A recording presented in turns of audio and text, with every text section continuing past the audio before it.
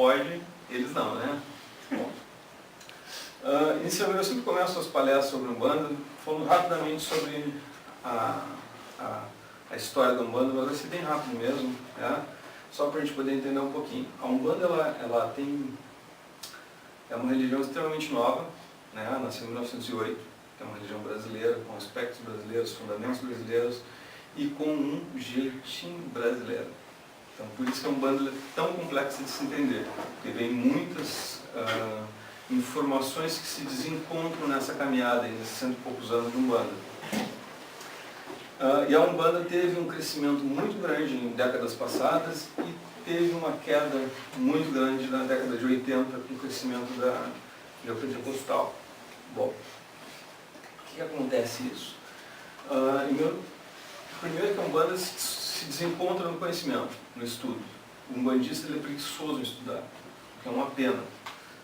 A manifestação umbandista, o trabalho umbandista, ele é talvez a experiência religiosa mais gratificante e forte que existe.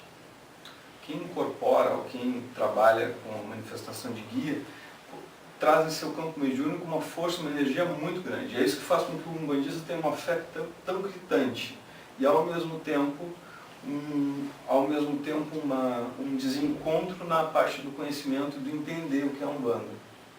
Esses cursos que a gente está trazendo é para isso, para a gente tentar entender um pouco da Umbanda. E a Umbanda, ao contrário do que se pensa, ela é uma religião extremamente lógica, embora ela seja muito visceral no seu trabalho. A gente, quando vai trabalhar, eu falei, é uma experiência, talvez a única experiência que se aproxime, tirando as religiões que se utilizam de produtos enteógenos, seria o xamanismo, que seria uma manifestação também mediúnica muito forte. Tirando isso, a Umbanda talvez seja uma das mais fortes. O que não quer dizer que uma pessoa, quando lê a Bíblia e reza, não sinta também algo parecido. Mas a sensação de mediunismo é diferente um pouco. Bom, partindo dessa ideia, nós resolvemos trazer aqui no Instituto Pemba, dessas diferenças culturais dentro da própria Umbanda, uma linha de pensamento que seja uma linha que não ofenda a maior parte das Umbandas. A intenção não é essa, e isso eu quero deixar bem claro, não é porque eu trago, talvez traga alguma coisa nova, que essa coisa nova desvalida o que já era estudado, certo? E a gente vai entender isso. A gente tem a vice-presidente, qual é o centro? Mensageiros do Oxalá. Mensageiros do Oxalá, que a mãe dela tem 42 anos de Umbanda, né? Muito tempo. Num tempo que a Umbanda era um pouco diferente, principalmente no sul, principalmente aqui. A Umbanda aqui, vocês são de Pedro Osório, né? A Umbanda em Pedro Osório é muito diferente do que vocês vão escutar aqui. E essas Umbandas muito diferentes, às vezes se sentem ofendidas com algo novo. Não é a intenção. Mas não é ofender nada. A intenção é a gente poder trazer a Umbanda que a gente quer, compreender o que ela é, né? Sem muitos dogmas, sem muitas histórias. Vamos trazer ela de forma mais branda, vamos botar na mesa, tirar o que é tradicional, mas não tem fundamentação, porque a gente escuta muita coisa que é tradição, esse fundamento humano não é. É só a tradição daquela casa, não é fundamento umbandista. Bom, vamos lá.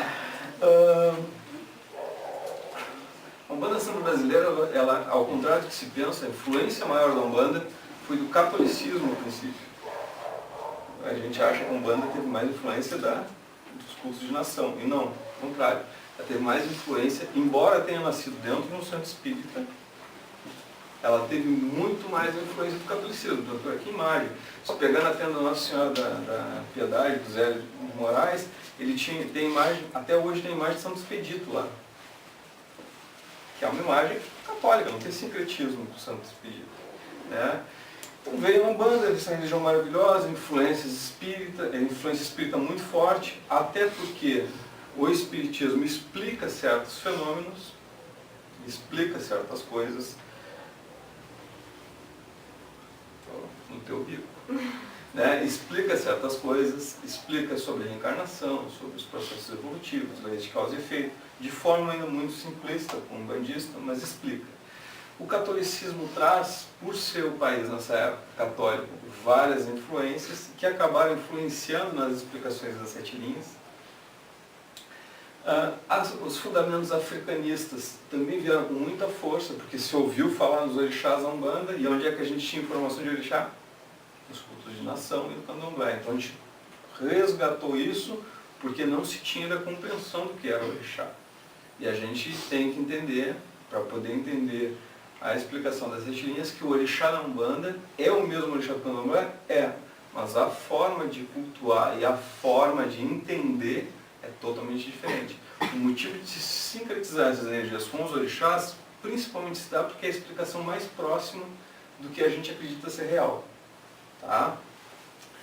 E aí nós tivemos influências ameríndias, xamânicas, né? Tivemos influências orientais, né? Tivemos influências ciganas, cigano do Oriente, existe cigano do Oriente, mas não é a linha. Então a gente conseguiu, nesse interim de informações, uma miscelânea de coisas, e os sacerdotes que tinham, digamos, um intelecto mais aproximado do que se esperava para desenvolver uma teoria, começaram a desenvolver várias teorias. Né?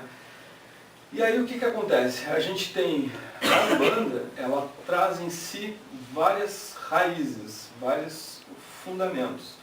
Eu vou dar uma passagem onde fundamenta os tronos e as linhas de Umbanda na Bíblia. Seguimos a Bíblia? Não.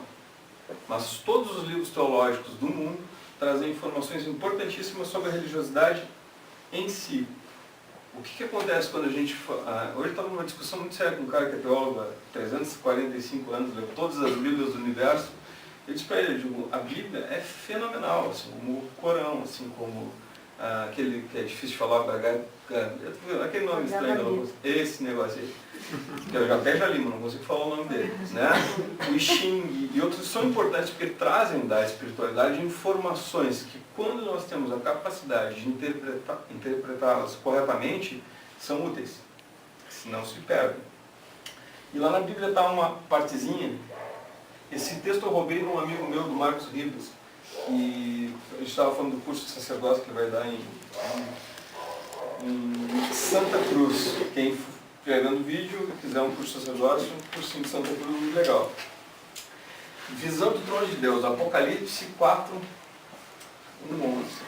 Depois de terminar as cartas aos anjos das 7 igrejas, João passa para uma nova parte da revelação. Os capítulos 4 e 5 mostram a glória de Deus apresentando primeiro Pai, seu trono, primeiro no Pai, seu trono, e depois Filho glorificado, ido a Ele. A cena desses 2 capítulos pode ser comparada especialmente a Daniel 7, 9 e 14. 4:3. Esse que se acha sentado semelhante no aspecto a pedra de jaspe e de sardônio, e ao redor do trono há um arco-íris semelhante no aspecto a esmeralda. Ao redor do trono há também 24 tronos assentados neles, 24 anciões vestidos de branco, em cujas cabeças são coroadas de ouro. Do trono saem relâmpagos, vozes e trovões, e diante do trono ardem 7 tochas de fogo, que são os 7 Espíritos de Deus. No trono saem relâmpagos, vozes, trovões, sai do trono de Deus o poder para falar, julgar e castigar. Veja Salmo 18, 13, 14, blá blá blá. Êxodo também. Essas manifestações do poder de Deus são características da última fase da série dos 7 selos, 7 trombetas e 7 taças. Ninguém duvida da existência dos anjos, pois estão descritos na Bíblia, assim como os tronos, os arcanjos, os serafins e etc.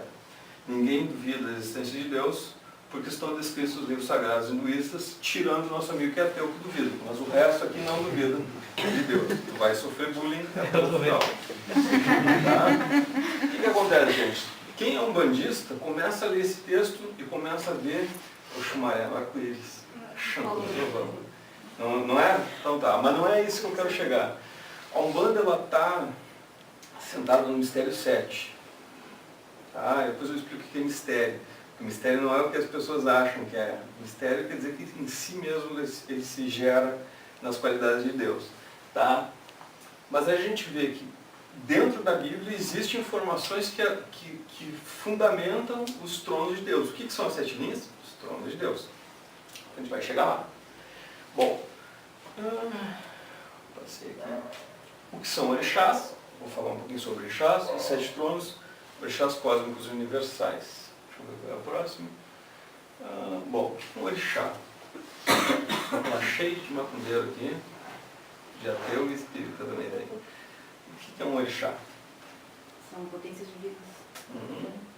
Não sabe. O que é um orixá, André? São divindades. Divindades também.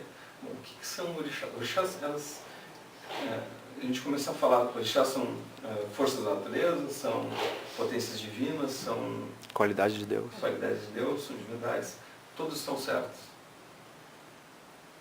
O que são orixás? Orixás são a exteriorização de qualidades de Deus. Basicamente, o orixá é isso. Então, nós temos... A gente diz que o micro está no macro e o macro está no micro. Porque tudo se duplica através de Deus. Esse é o fundamento básico. Então, nós temos Deus, não é um homenzinho, antes que pense nisso, não é um homenzinho, Deus é uma consciência maior, ele vai sofrer. E depois ele vai me azarar no final. Mas é uma consciência divina, uma consciência divina, que em si ela é inexplicável ainda para nós. E é isso que a gente precisa entender. Aí o que a gente vê nas religiões? Tentar explicar Deus. Vamos conseguir explicar Deus. O que a gente consegue explicar, de forma ainda limitada à nossa capacidade intelectual, mas já melhor do que se explicava antigamente, e já com uma compreensão melhor do que seria Deus, né? A gente consegue reconhecer Deus em suas duplicações, em seus desdobramentos. Então o que é orixá? Os orixás são desdobramentos de qualidades de Deus. Então nós temos 7 tronos principais que sustentam a criação aqui, nesse plano. Então, quem é da Umbanda sabe que nós estamos no trono das 7 encruzilhadas. Existe um porquê desse nome, num outro estudo a gente pode se aprofundar nisso. Esses 7 tronos são as 7 linhas de Umbanda. Basicamente isso. Então o orixá é o quê? Um desdobramento de Deus. Uma qualidade divina. Então se a gente pegar um orixá, vamos pegar o orixá da fé. Orixá da fé, Oxalá. Então nós temos o trono cristalino. Trono da fé. Quem é que está sentado no trono cristalino? Em seu polo positivo, ou polo universal, Oxalá. Quem é que está sentado no seu polo negativo? Logunã. Então nós temos esses dois orixás. Tá, mas e Logunedé e os outros orixás que se vestem de branco, os outros orixás do campo da fé, se assentam no trono da fé. Mas ele é sustentado por Oxalá e Logunã. Se a gente for observar o orixá, a gente tem mais de 1000 orixás. A gente tem nomeado, que ainda se consegue, através de muita pesquisa, conseguir, se não me engano, são 412 orixás, através de muita pesquisa. Eles contemplam um universo todo de qualidades e muitos se entrecruzam em suas qualidades. E aí, no estudo mais aprofundado dos orixás, a gente passa a entender que são energias e entrecruzamentos energéticos. Nós nomeamos, por falta de capacidade de compreender essas energias, através de um nome. Então, Oxalá, sustentador da fé. É isso. Vamos tirar aqui nessa explicação os mitos, as mitologias. Vamos esquecer o orixá como um homenzinho humanizado. A gente tem que sair, não quer dizer que não é importante as explicações, não. Os mitos, as estruturas mitológicas, elas têm um fundamento. Elas te trazem em si explicações que elas estão subentendidas. Nós conseguimos buscar daqueles mitos fundamentos, o porquê, o quando, o como, conseguimos. Só que esses mitos se criam como? Através da nossa incapacidade de explicação de algo, nós vamos lá e colocamos ela como um mito. Bom, 7 tronos sagrados. A gente vai bater isso muito, né? E eu acho que isso eu vou falar até depois para vocês. Já falei, está sentado, orixás cósmico universal. Orixá universal. Todo orixá que sustenta algo cósmico, todo orixá movimentador. Basicamente isso. Tem várias outras definições. Mas basicamente, para a gente entender com facilidade, numa palestra, a gente vai ficar nessas duas e no tempo a gente vai desdobrando também esse conhecimento, tá? Bom, vamos entrar nas 7 linhas de Umbanda. Primeiro livro de Umbanda. Depois no final do curso eu vou dar para vocês livros de estudo, que vocês podem se aprofundar muito em cada assunto. Como eu vou falar muito superficialmente, vai ficar coisas que vão ficar, mas pelo amor de Deus me explica. Eu vou explicar para vocês, tem livros que são difíceis de entender, é preciso de leitura mais de uma vez, mas depois a gente chega lá. O Espiritismo, a Magia e as 7 linhas de Umbanda. Léo de Souza, 1933. Primeiro livro de Umbanda. Aí ele traz a primeira definição escrita lá sobre as 7 linhas de Umbanda. Ele fala: Oxalá algum, Oxóssi, Xangô, Yansan, Iemanjá e a linha de santo. Linha de santo, cai os Exus, cai, né? As linhas que não têm uma explicação muito, que eles ainda são preconceituosos com essas linhas e não conseguem ainda definir perfeitamente elas. Mas o que a gente observa, não eram esses nomes assim, Yansan era Yansan, né? Iemanjá era Iemonjá, a gente tinha nomes diferentes. Eu botei o nome que a gente utiliza agora para entender. Nós temos aqui 6 orixás mais a linha de santo. Existem algumas linhas que trabalham com 7 orixás, mas a gente tem 400 e poucos orixás. Como é que se encaixa 7 linhas aí? Então nós temos 400 linhas. Tem gente que diz que o Umbanda tem 9 linhas. A gente vai ter muitas definições, tá? Não é muito difícil conseguir esse livro na internet, viu? Dá para baixar ele com facilidade. O que eu sempre digo para quem é umbandista, leiam com filtro. E a palavra mágica da Umbanda é bom senso. Básico, né? Ler com filtro e bom senso, a gente vai chegar num estudo mais aprofundado.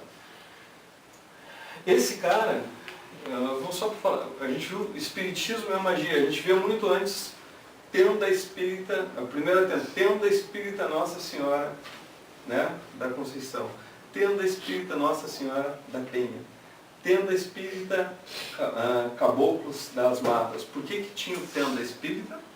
Rapidamente, tenda, isso aqui a gente pode chamar de um terreiro, não é um terreiro que não tem terra embaixo, mas o terreiro ele era com terra.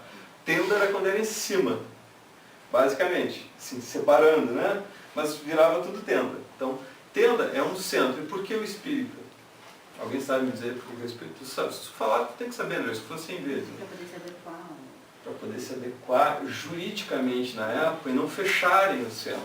Então não podia ter candomblé, não podia ter umbanda, então virava tenda espírita e aí valia, tá? Então é por isso. O termo espiritismo é para quem é espírita, ele é um termo feito para o espiritismo, então não é adequado a um umbandista se classificar como espírita.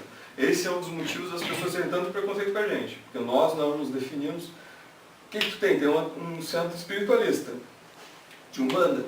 O que tu é? Umbandista. Tu é espírita? Ah, tu estuda kardecismo? Não, eu tenho um centro espírita, mas a gente... Não, meu amigo, vocês são umbandistas, tá? 7 linhas de Umbanda. Essa foi falada pelo Zélio, fundador da Umbanda. O que a gente tem que entender? Ah, mas se o Zélio falou, é verdade absoluta. Vamos lembrar, a Umbanda nasceu em 1908, Zélio em 1908 tinha 17 anos. Ele traz uma nova religião, um médium maravilhoso, fizeram verdadeiros milagres nos atendimentos. Numa época que não tinha internet, não tinha literatura com facilidade, era difícil programar, ele fez a Umbanda crescer. A Umbanda veio muito forte nessa época, mas ele não tinha todas as respostas. Então ele teve que se adequar e, dentro da sua capacidade intelectual, trazer certos conhecimentos que não estão errados. A gente vai entender por que cada um desses conhecimentos não estão errados. Então ele tinha como 7 linhas: Oxalá, Ogum, Oxóssi, Xangô, Iemanjá, Yansan e Exu. Eu acredito que essas 7 linhas tenham demorado muitos anos para criar ela, para ele entender. Porque Exu, no início, era difícil a manifestação de Exu. A pessoa tinha muito preconceito. E teve um cara, eu sempre esqueço o nome, sempre falo dele, eu tenho que decorar o nome desse cara, que ele fez um livro falando sobre Exu. Esse cara demonizou a linha de Exu mais que os católicos. Ele conseguiu fazer um serviço para a Umbanda e acabar com os Exus da Umbanda. Gente, Umbanda é uma religião. A religião é ligar a Deus. Não está lá, mas quer dizer isso. Então, se ela é uma religião, na Umbanda só pode se fazer o bem. Então, se o cara vai lá e... Tem gente que... Mais um frango sem farofa na frente. Tem gente que vai lá, mata franguinho para fazer mal pro cara. Isso não é uma religião. Lamento. Esse cara não entendeu a ideia do que é Deus e uma religião que é fundamentada em Deus. Tá? Então, essa vem aqui. Pai Ronaldo Linares. Bom, esse cara é vivo ainda. Esse cara é vivo. E assim, ó, ele é um dos poucos ainda que teve a oportunidade de aprender com o Zélio. Esse cara, ele foi o pai de santo do Rubens Saraceni. Ele tem um santuário nacional da Umbanda, acho que ele é presidente da Associação de Umbanda da GBC, se eu ver o nome me perdoe, mas alguma coisa assim, em São Paulo. Ele é, quem está perto dele, assim, ele dá para considerar um dos apóstolos da Umbanda.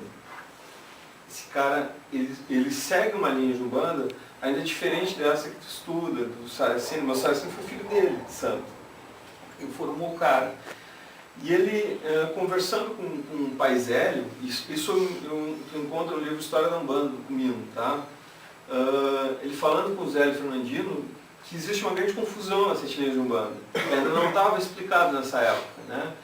E que uma boa forma de explicar isso, para entender a Umbanda, é pega um prisma, projeta a luz, já pensaram na capa do Pink Floyd, né? Ele lá já pensou, é exatamente aquilo, sai as 7 luzes.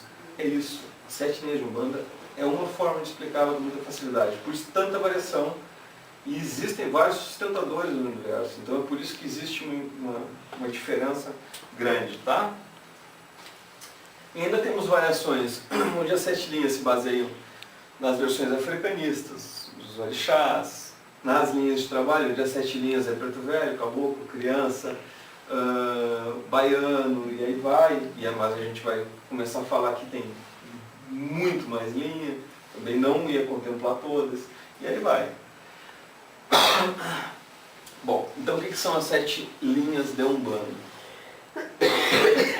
Para mim, antes de falar sobre as 7 linhas, eu quero deixar claro que em 1990, deixa eu ver quem me manda já. Em 1990, teve um médico chamado Rubens Saraceni, mais ou menos, não é 1990, né? Jorge disse que era 90, não, mais ou menos esse período. Esse cara começou a psicografar muito material budista. E ele trouxe através do mestre Seiman, através do pai de Holanda e vários mentores fenomenais, muita coisa da Umbanda, explicando coisas que ainda não tinham sido explicadas. Então eu me baseio através desse ensinamento. Tá? Existe, claro, obviamente, quando eu falo, uma influência minha espiritual. Mas a base é isso, estudando o material dele, é fenomenal, não tem como se perder muito. Então esse cara traz as 7 linhas como 7 vibrações de Deus, o desdobramento das qualidades dele. E para mim, como eu tive outras influências religiosas, para mim caiu como uma luva, porque explicou que as 7 linhas de forma muito simples. Baseado nisso, tudo se encaixa nisso.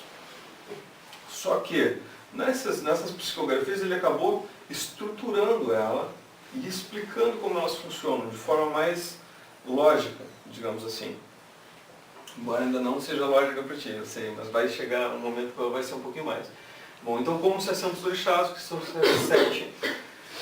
A gente pega esse desenhozinho bonitinho, então a gente vai ter 7 linhas. Trono da fé, trono do amor, trono do conhecimento, trono da lei, trono da justiça, trono da evolução, trono da geração. Aí como é que a gente vai assentar? Orixás universais e cósmicos. Então, trono da fé, Oxalá, Logunã. Trono do amor, Oxum, Oxumaré. Trono do conhecimento, Oxóssi, Obá. Trono da lei, Ogum, Yansan.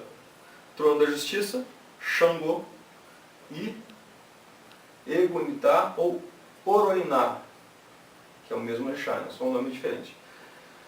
Da evolução, Obaloaiê, Nanaburuquê. Da geração, Iemanjá e Omulu. Então o que a gente encontra nessas 7 linhas? 7 linhas. São os únicos orixás? Não. São os sustentadores da Umbanda. São os tronos que sustentam. Em cada trono está sentado todos os orixás que têm um padrão vibratório relacionado àquele campo de atuação. Todos os orixás se entrecruzam. E aí a gente depois pode fazer um estudo mais aprofundado sobre os entrecruzamentos. Mas basicamente, se a gente for observar, o orixá, então o Oxalá é casado com o Logunã? Não. Vamos desumanizar. Oxalá é uma energia positiva que sustenta, ela é uma energia sustentadora. E Logunã, ela é uma energia esgotadora, movimentadora. Facinho? Barbada, né? Então tá, mesma coisa, amor. Eu vou explicar só no da fé para ficar mais fácil. Então o que Oxalá faz? Ele vai te trazer os aspectos relacionados da fé da forma positiva. Então quando eu estou equilibrado no campo da fé, eu estou relacionado com Oxalá, digamos assim. Quando eu estou desequilibrado, o que é um desequilíbrio? Agora ele vai ficar louco comigo. É eu ser ateu? Talvez. Mas eu também ser, por exemplo, uma pessoa que ela é muito... como é que é o termo para quem vai na igreja? Ela está muito... Fanático. De fanos, né? Tempo. Então o que é isso? Eu estou fanatizando algo que era para ser algo equilibrado na minha vida. Então quem é que vai agir na vida dessa pessoa? Não. Mas é uma fase do estágio humano?